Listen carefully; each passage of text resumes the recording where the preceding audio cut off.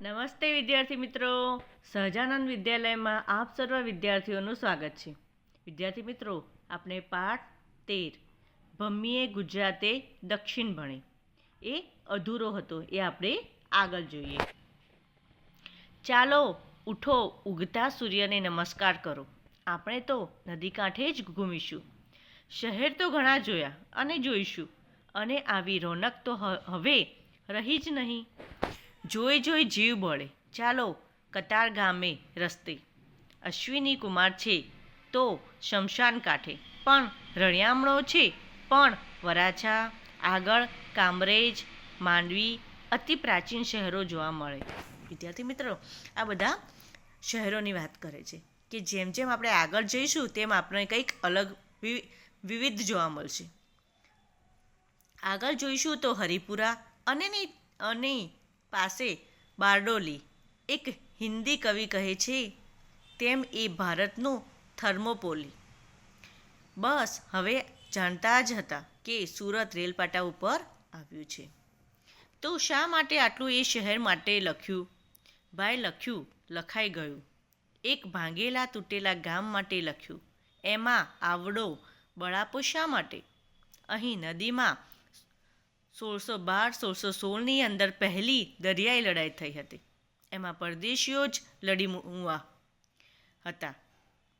આપણે બારણે પારકી લડાઈ. ડચ, અંગ્રેજ, ફરાસિયા, વલંદા બધા જ લડ્યા હતા. અને અંગ્રેજોએ ખૂંટો બેસાડ્યો. ઉત્તરે વેડ ડંભોલી અને સિંગપોર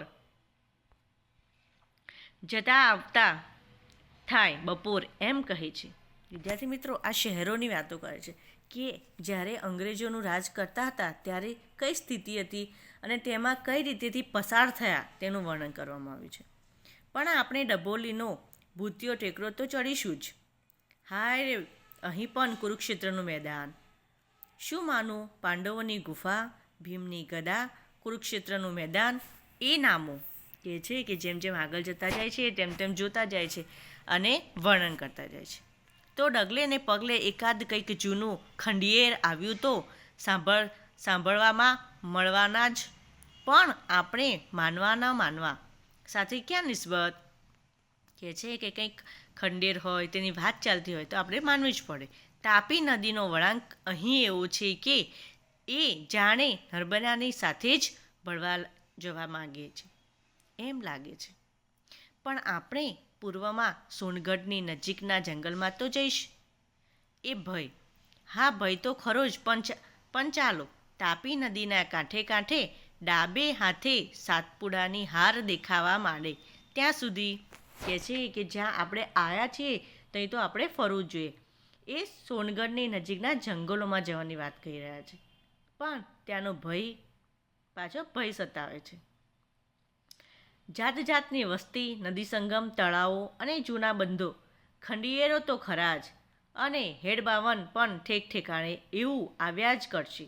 ધરમપુર પાસે હતા એવા અહીં સોનગઢની આજુબાજુ ગામના નામોને છેડે પાડા આવ્યા કરશે. વરપાડા, અમલપાડા, પણ આપણને તો ગામ મોહિની જઈશું. રસ્તો બરાબર નથી તે થઈ રહેશે, પણ સાચી નજરે સાતપુડાના હેરિયા જોવાની કેવી મજા આવશે.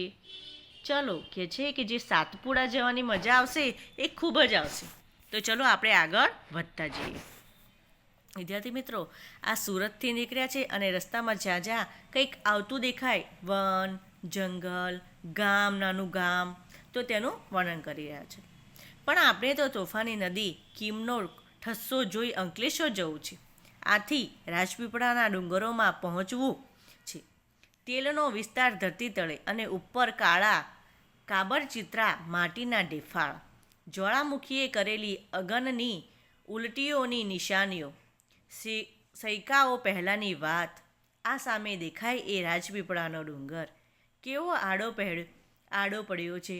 મજા તો ઉપર જઈશું ત્યારે જ આવશે. આ દેખાય એ ભીલ રાજાઓના મહલાત. એ જ ડુંગરા જરા અટપટો રસ્તો છે અને પ્રાચીન કાળના અનેક અવશેષો પણ છે. જાળવીને ચાલજો. આ બંધ્યા દરવાજો તોતિંગ ઘણો જૂનો, કોણે બાંધ્યો હશે? કોણ જાણે, પણ આ ડુંગર ઉપર જરૂર કાંઈ સંસ્કૃતિ સામ્રાજ્ય ઉગી આથમી ગયું હોય.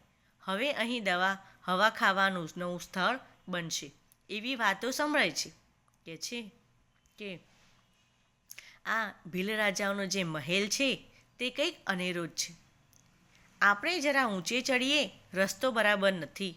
સવારે પૂર્વમાંથી તેજનો ઉગારો ઉપર આવતો દેખાશે. હવે તો દૂરની જેમ સમીપથી પણ ડુંગર રળિયામણો લાગે છે. માંડવગઢની રાણી રૂપમતીની જેમ આપણે પણ રેવાજીના દર્શન કરવા ગિરી અટારી ચડ્યા. વિઘ્ન વન ખુદી સાતપુડાની હારમાળાએ અળગી રાખી નર્મદા મૈયા ગુજરાતે પધારતા કેવા જાજલ મ્યાન બન્યા છે. કદીએ ધોધે, કદી વિશાળ પટે, કદીક હરિણ ફાળે ગૌરવ ભર્યા આ માં નર્મદા.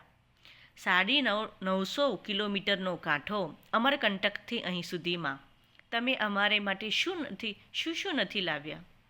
રમ્ય છો, ભવ્ય છો, સોહામણા છો, આહલાદક છો, સંતોના શિર છત્ર છો, સામવેદના ઉચ્ચારાતા શ્લોકથી અલંકારાયેલા છો, મહાસતી અનસૂયાના પરમ સખીજનો છો, પ્રાપ્ત સ્મરણીય છો. એટલે જ રાતવાસો અહીં કરીશું. હવા ખાવાનું સ્થળ કરનારા કરશે ત્યારે, અને આવનારા ખાશે ત્યારે ખાશે. હમણાં તો આપણે ખાવા ખાઈ લઈએ. આપણે પહાડ ઉપર જઈએ છીએ, પણ નીચે તો તેલના ઝરણા છે. હવે તો એણે કાઢવાનો ધરતીનો મોં પણ બનાય છે.